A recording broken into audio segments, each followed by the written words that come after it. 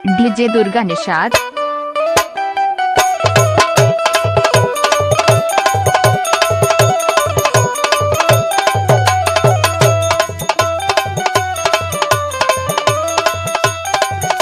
Durga Nishad D R. जानू, अरे जानू, अरे सुनिए ना। हाँ हाँ बोलो। एक तो चोको बार दिलवा दीजिए। अच्छा रुको। क्या हुआ? अरे यार आज तो पर्स भूल गया मैं तो। अरे कभी पर्स रहता है कि आप बार बार भूल ही जाते हैं। कभी बोलो तो आप कहते हैं पर्स भूल गए, पैसा छूट गया। अरे जल्दी जल्दी में निकलना था, तुम्हारा कॉल आया, निकल गया, छूट गया पर्स घर में। ऐसे ही प्यार किया जाता है। चाउमीन कभी खिलाया ना, कॉफी चाय पिलाया ना।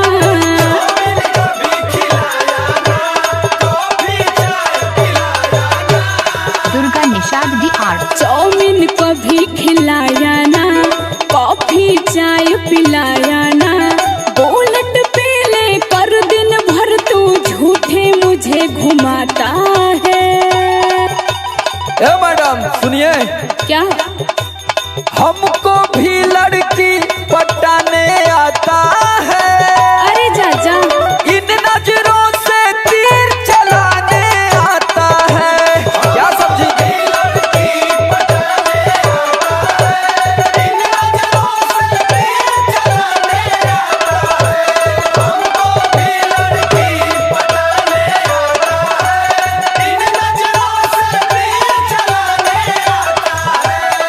देखिए सबके लवर उनको क्या क्या दिलाते हैं, खिलाते पिलाते हैं, मॉल में शॉपिंग करवाते हैं, और एक आप हैं। हम भी क्या अपने घर का सब लुटा दें? सोचने लगते हो थोड़ा सा कैसे उड़ाने में।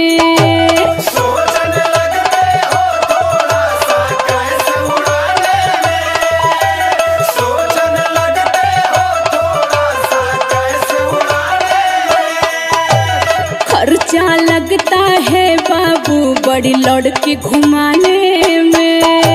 खर्चा लगता है बाबू बड़ी लड़की घुमाने में। खर्चा लगता है बाबू बड़ी लड़की घुमाने में। सोचने लगते हो थोड़ा सा कैसे उड़ाने में। खर्चा लगता है बाबू बड़ी लड़की घुमाने में। डीजे दुर्गा निषाद। रोज रोज बस यार वही की मजबूरी गाता है। अरे यार नहीं है तो क्या बेइज्जत करवाओगी? अरे मेरी भी उम्र 25 क्रॉस कर गई है। इतने ही उम्र में कितनी आई और कितनी गई। बाप रे। सुनो, क्या? हमको भी लड़की पटाने आता है। इन नजरों से तीर चलाने आता है। हमको भी लड़की पटाने आता है। इन नजरों से तीर चलाने आता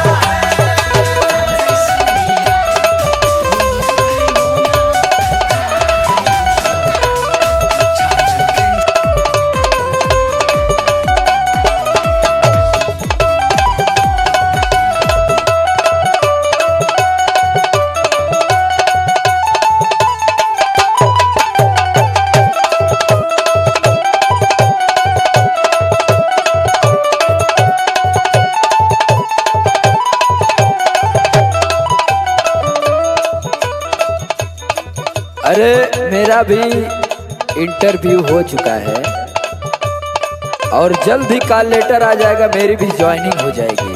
फिर अच्छा। तुमको घूमना है कौन से mall? JHB mall, Inorbit mall, mega mall, Infinity mall, कोई भी मॉल हो, डीजे दुर्गा निषाद। सब जगह घूम लेना, शॉपिंग कर लेना, जो करना है, जो खाना पीना है, खाओ पियो, ऐश करो। अच्छा, और एटीएम से कैश करो। ख्वाब में जितना देखी होगी कर देंगे पूरे सपने। ख्वाब में जितना देखी होगी कर देंगे पूरे सपने। ख्वाब में जितना देखी होगी कर देंगे पूरे सपने। दिन में पास भी होंगे अपने। बंगला गाड़ी कुछ दिन में पास भी होंगे अपने। बंगला गाड़ी कुछ दिन में पास भी होंगे अपने। ख्वाब में जितना देखी होगी कर देंगे पूरे सपने। बंगला गाड़ी कुछ दिन में पास भी होंगे अपने। सोमर वालों को रोज लभर को डिनर अपने कराता है। अरे वो सब रेलवे विभाग का लोहा चोरी करते हैं, वो सब हाई फाई लोग हैं। अच्छा, हमको भी लड़की पटाने आता है। वो तो ठीक है। इन नजरों से तीर चलाने आता है। हमको भी लड़की पटाने आता है। इन नजरों से तीर चलाने आता है। हमको भी लड़की पटाने आता है। इन नजरों से तीर डीजे दुर्गा निषाद, गांव ब्राह्मणतारा, जिला फतेहपुर। इनका मोबाइल नंबर अरे कुछ दिन की बात है, 84 01 79 36।